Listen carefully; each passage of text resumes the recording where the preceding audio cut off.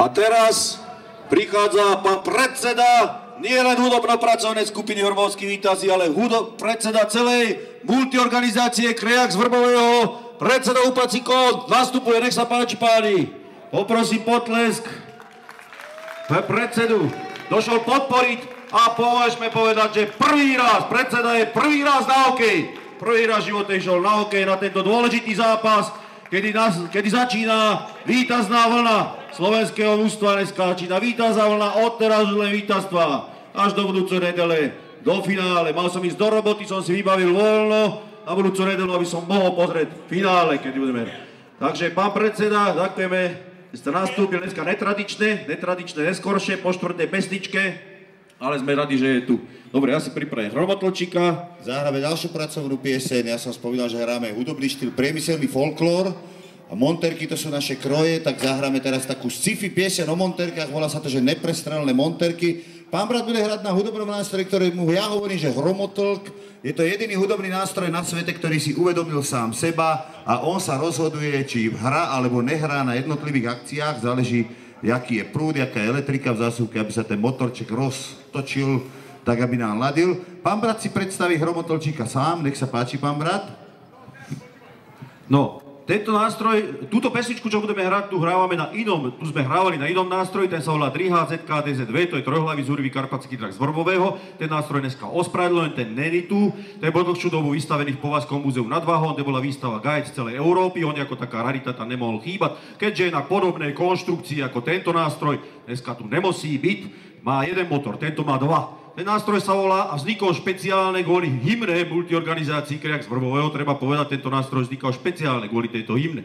Ostatné nástroje sa urobili nástroje, no sa spravila pesnička, ale túto bol opačný postup. Nástroj sa volá 2MSSHP, znamená to dvojmotorový, samostatné stojáci, nesamostatné sa horizontálne pohybujúci hromotlk priemyselný. Má niekoľko takých základných častí, tam odtiaľ neviem, či uvidíte všetko. Tuto je to 4K, to je štvorkolesový transportér, na ktorom sa nesamostatné horizontálne pohybuje. Potom je to KS, to je krížový stabilizátor. HN je hlavný nosník, ZR zvukový rezonátor, na ZR-ku ide portrét našeho milovaného pána predsedu, S1, S2 je sacie potrubie 1, sacie potrubie 2 a V1 a V2, vysávač 1, vysávač 2. V1, na rozdiel od Jaslovských bohníc, samozrejme nabiehame a odstavujeme, kedy my chceme a uznáme za vhodné. Takže nazvučíme ho, pripravíme a ideme na to. Takže Kravička moc gocucká, volá sa tak preto, lebo tomu nešťastníkovi cuca z hlavy mozek. A pieseň, keďže vtedy to tu bolo prázdne a teraz je to tu plné, tak jak sme začali, tak aj skončíme. Ako Vrbovskí víťazi, hádam, naši hokejisti, nie tak, jak začali, tak skončia. A pieseň sa volá, že Oleo sa zapatrujeme.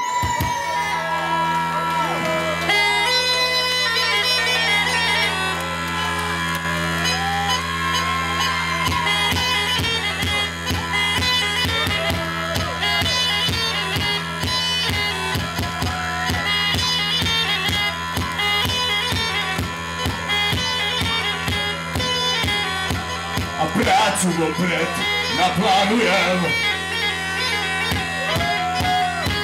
a normy zvýšiť opäť sem a nevadí, že prísel strohu ale už sa zapatrem, hej!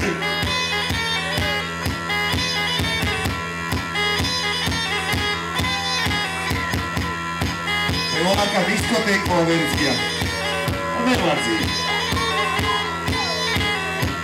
A neskutočná láska k práci a prvý je len vstávanie,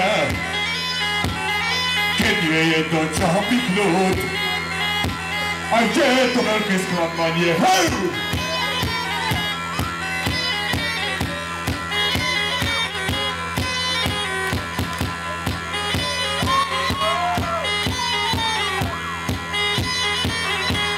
Občas zapapem!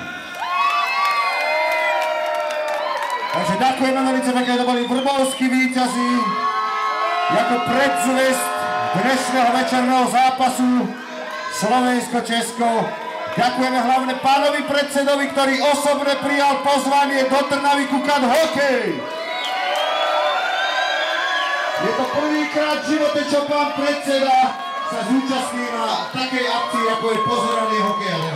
Zároveň sa ospravedlňujem prvým radom, ale pán predseda už sa natočí na obrazovku, takže určite s vami ja natáča sa na obrazu. Takže ďakujeme za pozornosť, púšťame priamy prenos tuto za nami, jak sa to deje, my držíme tomu všetkému palce. Náš program ešte Vrbovských víťazov úplne nekončí, môžete sa teraz pozerať, ako balíme hajzlové rúle, dróty a takéto veci. A samozrejme, kto by sa chcel čokoľvek opýtať, nájde nás tuto, na bok.